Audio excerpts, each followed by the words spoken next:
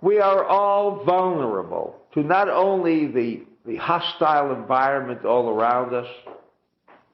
When I say hostile environment, I'm talking about airborne diseases. We need a security shield. And so Zohar says with the reading, this is not a tabernacle, and that we're concerned about its structure and so on. Yes, we want to know these parts that went into the structure. We want to know about this tabernacle because that is our security shield. My friends, the time has come when you cannot be exposed to the elements anymore, to the environment, even the people. Today, there's a fear of terrorists. How do we achieve a security shield? By an alarm system? Well, even if we would say they were foolproof in your own home, but you can't take the alarm system along with you and carry it with you. It does not fit in your pocket. And so therefore, this section provides us with a unique opportunity for protection, a security shield around us, which is what we refer to as the Magen David. Some of you call those two triangles the Star of David. My friend, nowhere in history, nowhere in the complete description and familiar story related to any aspect of King David is there a mention of the Star of David. The word is, my friend, Magen David. Those two triangles represent a shield, not a star.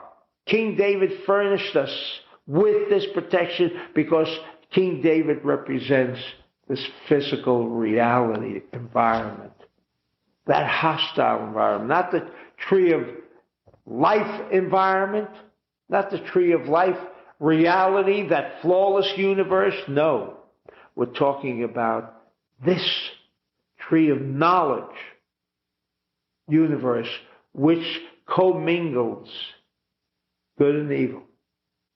And so we have the Magen, the shield of David included. This is the physical reality, that house of protection. And it goes on with many aspects. All of these are aspects of creating shields.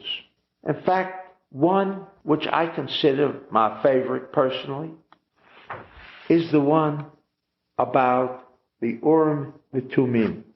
It was a breastplate worn by the high priest. The high priest had this Urim V'Tumim that when you asked it a question, it provides you with an answer. Not like our modern day computer, because that was a computer. However, what that computer did, which our present day computers do, when you ask the computer, listen, I've got a problem here. How do you solve it? Ask it, how do you solve your problem? Here's the problem. But it's an emotional problem. It's a family problem. It's a business problem. Which computer is going to answer that one? So too, when we had the inner sanctum of what is known as the Holy of Holies, a word I'm not so crazy about, because to me, holy is not H-O-L-Y, as you all know. It's W-H-O-L-L-Y. Holy, complete, takes in every aspect of the form of protection that we need to keep existence going on in this hostile environment. According to medical statistics, there isn't one individual that is going to escape a hotel reservation at some medical institution. Every human being will fall victim to some form of ailment or illness. No way of beating the system. So we are told today. Because indeed there is a hostile environment out there. That if we don't find the proper methodology by which we can protect ourselves, and I know of no protection in this entire universe that can keep at bay all of these different things that are constantly roaming around us. And so here we're given this opportunity this week, not just to learn about how a holy tabernacle was constructed, but this represented that reservoir of energy by which every human being in this entire universe could surround himself with the light and security of the light force of God.